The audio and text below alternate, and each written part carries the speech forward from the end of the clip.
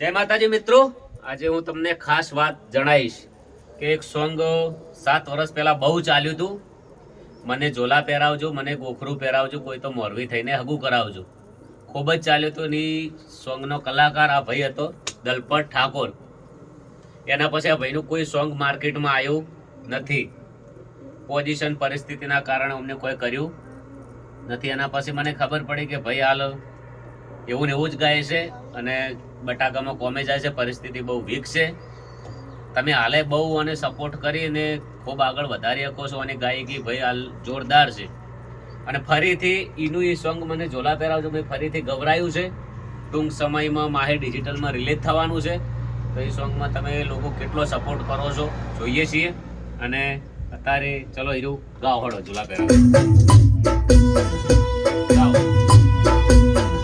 મન ઝોલા પહેરાવજો, મન ગોખરું પહેરાવજો, મન ઝોલા પહેરાવજો, મન ગોખરું પહેરાવજો.